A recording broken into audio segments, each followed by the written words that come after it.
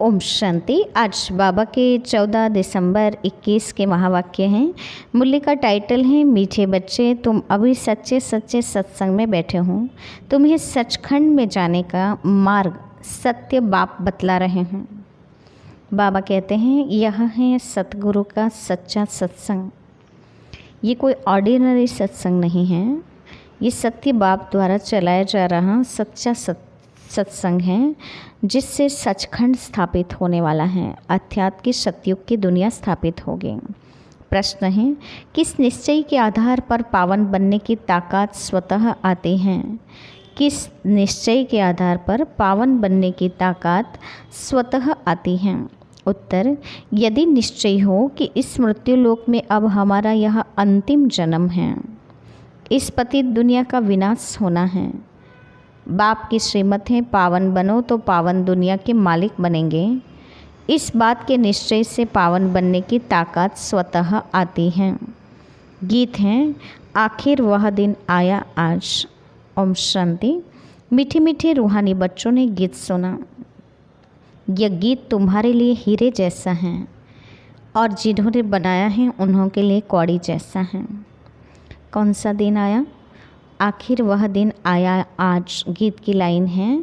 तो बाबा कहते हैं तुम्हारे लिए ये गीत की लाइन हीरे जैसा बनाने वाले हैं, अर्थात कि भगवान से आज के दिन मिलन हुआ है, भगवान से मिलना हुआ है संगम पर। इसीलिए इसके आधार पर अभी हम अपना जीवन हीरे तुल्य बनाते हैं। वह तो जैसे तोते मुआफिक गाते हैं। बाबा ने कहा दुनिया में जिन्होंने गीत बनाया उन्होंने तो केवल बना दिया है, लेकिन उसके अर्थ को जानते नहीं हैं। तुम अर्थ सहित समझते हो। अब वह दिन आया है जबकि कलयुग बदल सतयुग या पतित दुनिया बदल पावन दुनिया होनी है। मनुष्य पुकारते भी हैं कि हे पतित पावन आओ। पावन दुनिया में कोई पुकारेंगे नहीं। तुम इस गीत के अर्थ को अच्छी तरह जानते हो, वो लोग नहीं जानते हैं। तुम जानते हो भक्ति कल्ट आधा कल्ट चलता है। जब से रावण का राज्य शुरू होता है तब से भक्ति शुरू हो जाती है, सीढ़ी उतरनी पड़ती है। यह राज बच्चों की बुद्धि में बैठा हुआ है। अब तुम जानते हो भारतवासी जो 16 कला संपूर्ण थे वही 14 कला बने हैं। जरूर 16 कला जो बने होंगे वही 14 कला बनेंगे ना, नहीं तो कौन बनेंगे? तुम 16 कला थे, अब फिर बन रहे हो, फिर कलाई घटती जाएगी। दुनिया की भी कला घटती है। मकान जो पहले सतोप्रधान है वह तो तमोप्रधान जरूर होना है। तुम जानते हो सतोप्रधान दुनिया सत्युग को, तमोप्रधान दुनिया कलयुग को कहा जाता है।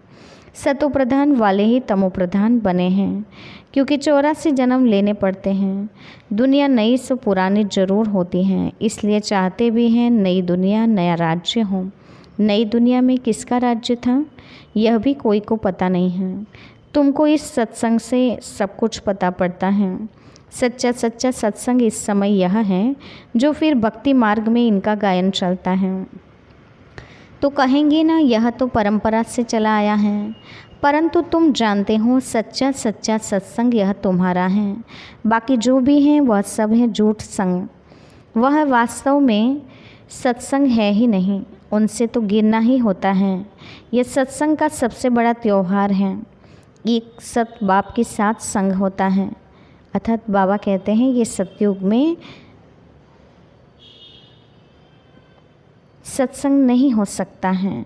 ये सच्चा संग अभी संगम युग पर ही हो सकता है। बाकी और कोई भी सत बोलते ही नहीं हैं। यह है ही झूठ खंड, झूठी माया, झूठी काया, झूठा सब संसार। पहले पहले झूठ ईश्वर के लिए कह देते हैं कि वह सर्वव्यापी हैं। बाबा ने कहा सबसे बड़ा झूठ तो ये बता दिया भगवान के लिए कि भगवान कण कण में हैं, सर्वव्यापी हैं। अल्फ को ही झूठ बना दिया है, बाप को ही झूठ बता दिया है। तो तुम्हें पहले पहले परिचय देना है बाप का, वह तो उल्टा परिचय दे देते हैं। झूठ तो झूठ, सच की रत्ती भी नहीं। यह ज्ञान की बातें हैं, ऐसे नहीं कि पानी को पानी कहना झूठ है। यह है ज्ञान और अज्ञान की बात। ज्ञान एक ही ज्ञान सागर बाप देते हैं, जिसको रूहानी ज्ञान कहा जाता है। सतयुग में झूठ होता नहीं। रावण आकर सचखंड को झूठखंड बना देते हैं। बाप कहते हैं मैं कोई सर्वव्यापी थोड़ी हूँ, सच तो मैं ही बताता हूँ। मैं आकर सतमार्ग अर्थात सचखंड में जाने का मार्ग बताता हूँ। मैं तो ऊँचे तुम्हारा बाप हूँ, आता ही हूँ तुमको वर्षा देने। तुम बच्चों के लिए मैं सौगात ले आता हूँ। मेरा नाम ही है हेविनली गॉड फादर, अर्थात हेविन रचने वाला। हेविन हथेली पर ले आते हैं। स्वर्ग में होती हैं स्वर्गवासी देवताओं की बादशाही। अभी तुमको स्वर्गवासी बना रहे हैं। सच्चा तो एक बाप ही है, इसीलिए बाप कहते हैं hear no evil, see no evil, talk no evil. और बाबा आगे भी बताते हैं थिंक नो इविल, सोचो ही बुरा नहीं, जो बुरी सोच से देखना या बोलना बुरा हो सके। कब्रिस्तान है, इनको देखते भी नहीं देखना है। तुमको लायक बनना है नई दुनिया के लिए।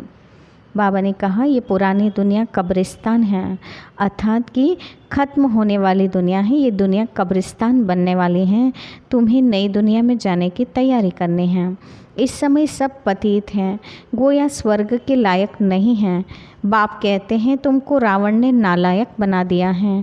आधा कल्प के लिए फिर बाप आकर लायक बनाते हैं तो उनकी श्रीमत पर चलना पड़े, फिर जवाबदारी सारी उन पर है।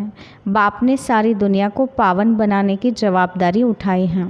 ये बहुत बड़ा महावाक्य है जिसमें बाबा ने कहा यदि तुम श्रीमत पर चलने का पूरा एक्यूरेट पुरुषार्थ करेंगे तो श्रीमत के आधार पर तुम्हें श्रेष्ठ बनाने की या तुम्हारी सारी जिम्मेवारी उठाने के लिए बाप जिम्मेवार हैं। बाप आधार मूर्त हैं जो हमें पार ले जाएगा। वह जो मत देंगे वह कल पहले वाले ही देंगे, इसमें मुंझना नहीं चाहिए। जो पास्ट हुआ कहेंगे ड्रामा अनुसार हुआ, बात ही खलास। श्रीमत कहती हैं यह करो तो करना चाहिए, फिर सोचना नहीं चाहिए। बाबा कहते हैं श्रीमत माना भगवान की श्रेष्ठ मत जो बिल्कुल एक्यूरेट होती हैं। यदि श्रीमत में हम कुछ और मनमत परमत मिक्स करते हैं तो जैसे कि श्रीमत की मरम्मत कर देते हैं, श्रीमत को थोड़ा सा रिपेयरिंग करके हम सोचना या फिर कर्म करना शुरू करेंगे तो जिम्मेवार बाप नहीं होगा। जैसे श्रीमत हैं वैसे करेंगे तो उसके लिए जवाबदार बाप होता है, जिसके लिए सारे कार्य के लिए बाप बंधाईमान होता है। वह जवाबदार खुद हैं, क्योंकि वही कर्मों का दंड दिलाते हैं तो उनकी बात को मानना भी जरूर चाहिए। कहते हैं मीठे बच्चे गृहस्थ व्यवहार में रहते यह अंतिम जन्म पवित्र रहो।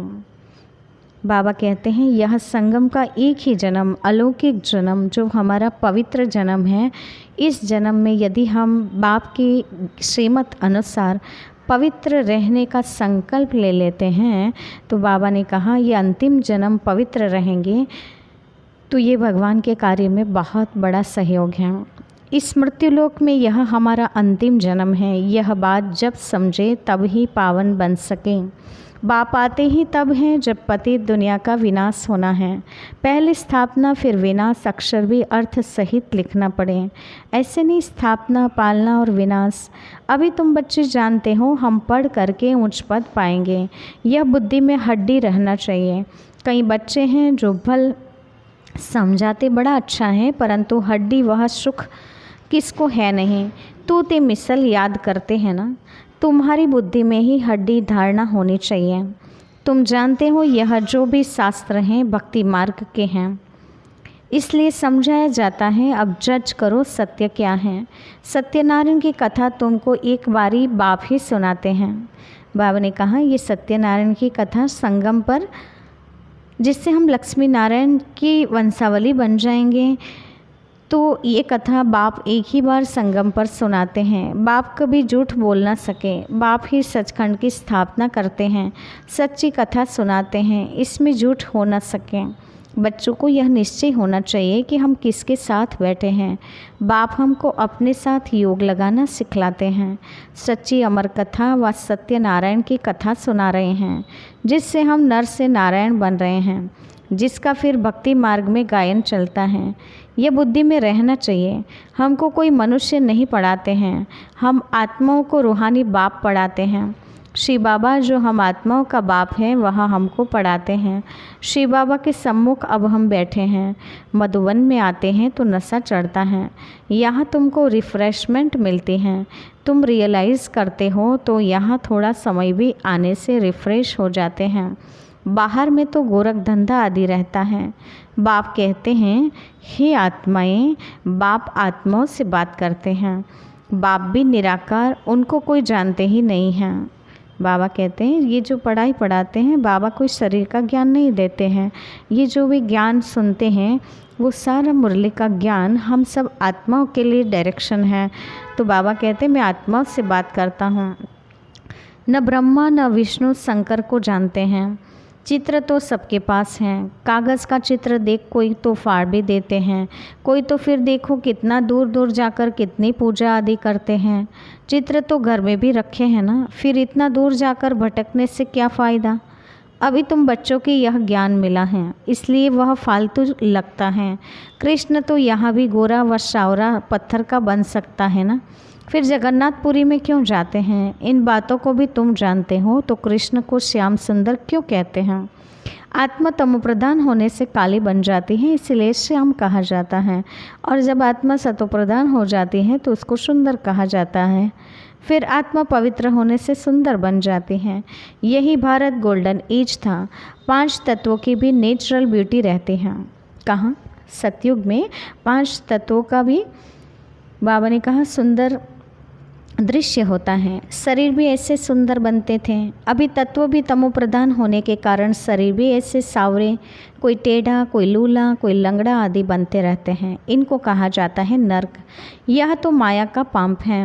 विलायत में बत्तियां ऐसी हैं जो रोशन होती हैं, बत्तियां नहीं दिखाई पड़ती हैं। वहाँ भी ऐसे रोशनी होती है। विमान आदि तो वहाँ भी होते हैं। साइंस घमंडी भी यहाँ आएंगे, फिर वहाँ भी यह एरोप्लेन आदि सब बनेंगे। तुम जितना नज़दीक आते जाएंगे तुमको सब साक्षात्कार होगा। बिजली के कारीगर आदि यह सब आकर नॉलेज लेंगे। थोड़ी भी नॉलेज ली तो प्रजा में आएंगे। हुनर साथ ले जाते हैं तो अंतमति सो गति हो जाएगी। बाबा ने कहा बिजली वाले, एरोप्लेन बनाने वाले, ये सब लास्ट में थोड़ा सा भी ज्ञान लेंगे तो इस ज्ञान के आधार पर वहाँ सतयुग में वो आत्माएं आ जाएगी, अर्थात वहाँ भी वो बनाने का काम करेंगे। तो उनकी जैसे कि अंतमति सो गति हो जाएगी। हाँ, तुम्हारे मुआफिक कर्मातीत अवस्था को वो नहीं पाएंगे।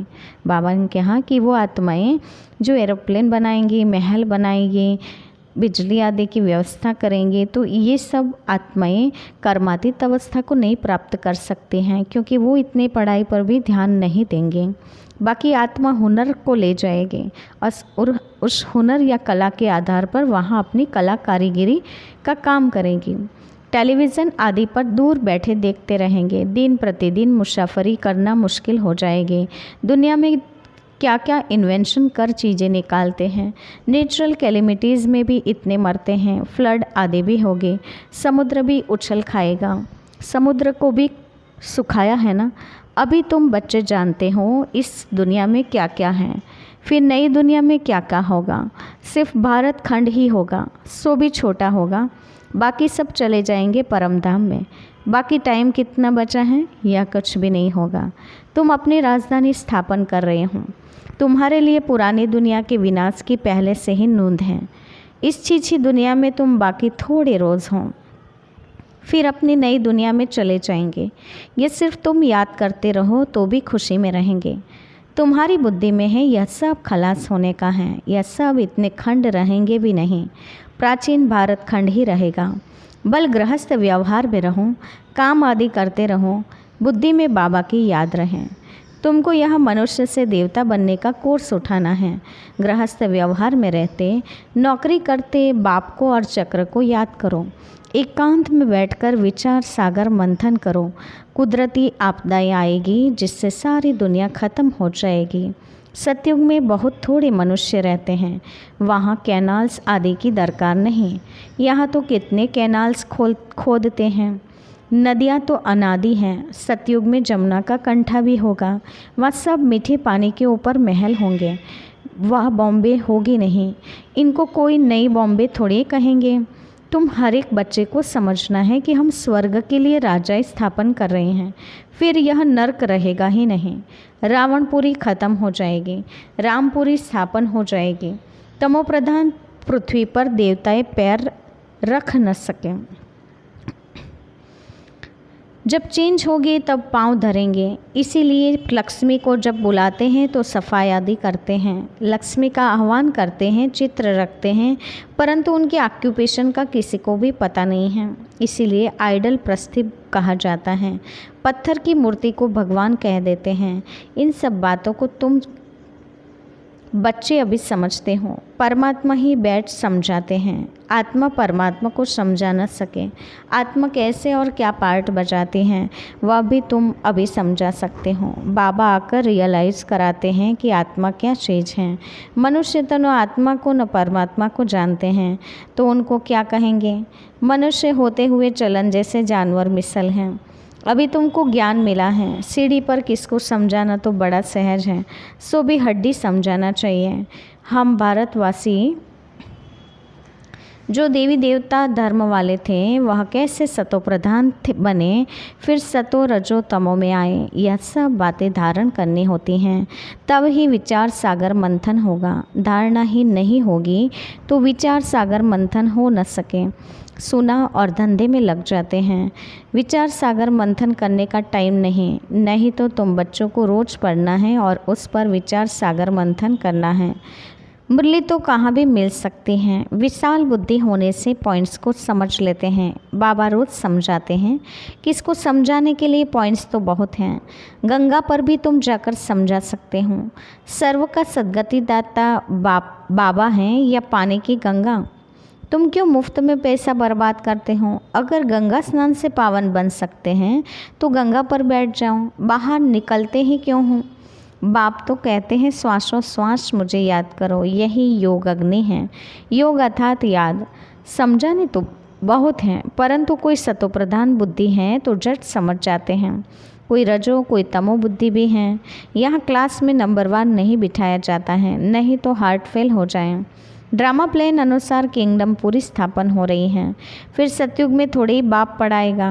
बाप की पढ़ाई का एक ही समय है और फिर भक्ति मार्ग में झूठी बातें बनाते हैं। वंडर तो यह है जो पूरे 84 जन्म लेते हैं उनका नाम गीता पर डाल दिया है, और जो पुनर्जन्म रहित हैं उनका नाम गुम कर दिया है। तो 100% झूठ हो गया ना।